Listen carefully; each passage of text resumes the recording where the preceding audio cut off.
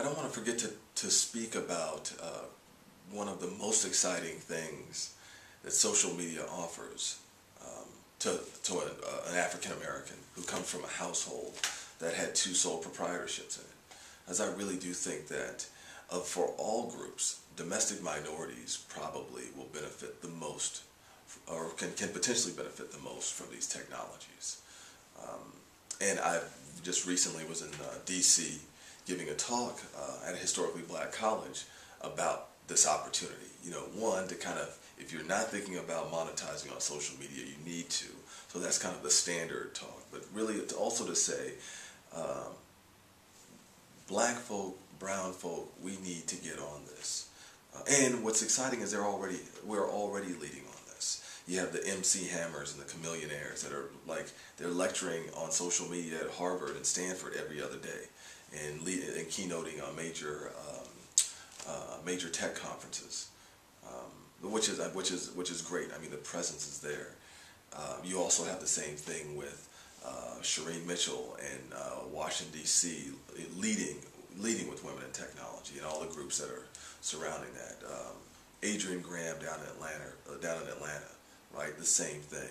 It's very inspiring actually to come into this space because so many of the thought leaders are people of color.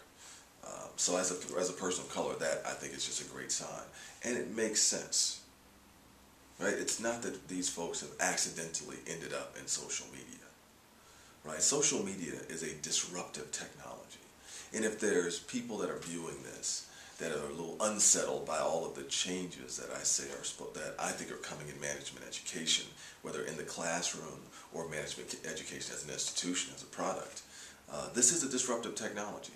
There are some people that are going to get put out of business because of this, as other people are put into business because of this. And one of the reasons why it's disruptive is it doesn't, or it allows for individuals to gain power without having to go through traditional channels. That's the great thing about it. So if you're in a situation like most urban cores, where there's all sorts of issues there economically, and some of them though are still the remnants of historical racism, right? There's still redlining, there's still issues of access to capital, there's still employment biases, that if you're in a situation like that, and frankly, probably the vast majority of minority entrepreneurs, in fact, are in that situation, then the prospect of going through traditional channels to raise your reputation, to get brand identity, to get brand awareness, these types of things, that's not going to happen, right? That we have enough history to know that that's really tough, or that happens for just a few, right?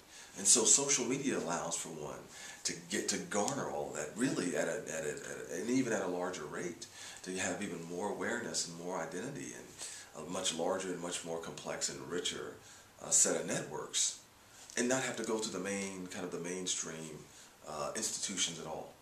Or at least by the time you come knocking on the door, you've already developed such a substantial network that they have to deal with you as a major entity, not just as some individual. Right? So I think that social media is meant to be disruptive, and from an entrepreneurial standpoint, disruptive technologies are the ones that add the value. And so I think that folks that if there's like domestic minorities can't afford not to be up on this. And what's also great about this technologies is that, you know, assuming a baseline that you can get online, right, and that you have some basic web searching abilities, right, that you have some familiarity with using a computer, the learning curve is pretty steep here. That you can go from 0 to 60 pretty fast. It's cheap, if not free in most cases. It's really just built around the effort that you're willing to put into learning what's going on there and becoming familiar with the different communities and putting yourself out there, letting people know that you exist. That's really kind of what it's all about. I do think, of course, building communities outside of the mainstream is nothing new for domestic minorities. We've been doing that all the time. You know, it might be through the church rather than City Hall. Okay, it might be at grandma's house rather than at the PTA meeting. Right? But that's nothing new. The networking part is nothing new. But the power that networks have now to control their situation and the way that they deploy their collective power, right? That's enabled by social media. That's at that's a new intensity, right?